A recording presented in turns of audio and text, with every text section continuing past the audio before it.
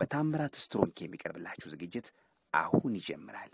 ኢትዮጵያ ለዘላለም ትኑር።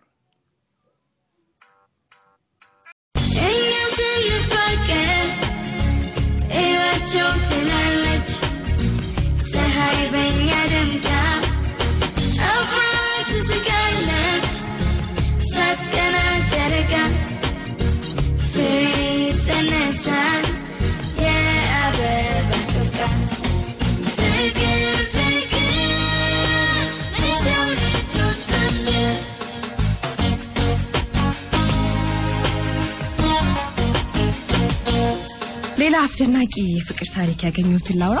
እሺ በጣም ደስ ይላል። አሜዚንግ ላቭ ስቶሪ ላይ ነው ያገኘሁትና አንዱ የካምፓስ ተማሪ ነው። ካፌ ውስጥ ቁጭ ብሎ ነው የሁለት አዛውንቶችን ወግ ሰምቶ የጻፈው። አንዱ አዛውንት አውሪ ነው፣ አንደኛው አዳማጭ ነውና ባለቤቴ በጣም እጅግ ነው የምወዳት 12 ሰዓት በቀን እሰራለሁና ማታ ወደ ቤት ሲሄድ ጠረጴዛው በሙሉ በምግብ ተሞልቶ ነው ማገኘው። የተለየ ፍቅር የተለየ እንክብካቤ ነው የምታደርግልኝ አለና ከጊዜ በኋላ ሁሌም ክንዴ ላይ ተንተረሳ የማውራት ልምድ አለን፣ እናወራለን ከመተኛታችን በፊት። ከተወሰነ ጊዜ በኋላ በቃ ሌላ ሚስት ማግባት አለብህ ትለኛለች። እኔ ሌላ ህይወት መኖር አልችልም፣ በቃ አንቺ ነሽ ንግስቴ ነሽ አንቺ በቃ ሲላል ሌላ ሰው መልመድ አለብህ፣ ህይወት ከሌላ ሰው ጋር መልመድ አለብህ ትለኛለችና ሁሌም ይሄ ነገር ሲደጋገብብኝ ለምንድን ነው እንደዚህ አታምነኝም ማለት ነው ወይ ሌላ ህይወት ጀምራለሽ ማለት ነው የሚለው ነገር አምሮ ይነራል። እኔ ላንተ አልበቃህም ብላ ወሰነች ማለት ራሷን ዝቅ አረቀችው በምን የሚለው ነገር በጣም ግራ ሲገባኝ ቆይቶ ልክ ቤት ውስጥ የምፈልገው ፍቅር የምፈልገው ማታ ስመጣ ያለው የምግብ ሰረሞኒ ያቀባበል ነገር የለም። ተኝታ አገኛታለሁ። ምንድነው ግራ ገብቶኝ ምግቤና ሰርቼ በልቼ ቢስራት አትበላም። በቃ ሂጄ ሲተኛ በየአራት ሰዓቱ ትነሳለች። ምንድነው ይሄ ግራ ይገባኛል። ለምን ጥያቄ ይሆንብኛል። አሁን መታተኝታ የምትለኝ ነገር ሌላ ሴት አግባ ነው የምትለኝ፣ ሌላ ሰው ትለኛለች። ስለዚህ በውስጤ ሌላ ሰው እንደወደደች ገመትኩ። መከታተል ጀመርኩ። ስከታተላት የምትወስደው መድኃኒት አለ። ልታሳየኝ ፈቃደኛ አይደለችም ማለት መድኃኒቱ። ከዛ በኋላ በቃ ግራ ይገባኝና ያንንም በራሴ መንገድ ማጣናት ጀመር። ለካ ባለቤቴ በማይድን ህመም ተይዛለች። ከሷ መታመም ከሷ ህልፈት በኋላ ስላሉ ስለሱ ምቾቱ እንጂ ምቾቱ ሁሉ እንጂ ህይወት ብቻ አይደለም። ህይወትማ ይቀጥላል። ማንም ሰው ከሞተ ሰው ጋር አብሮ አልሞተም።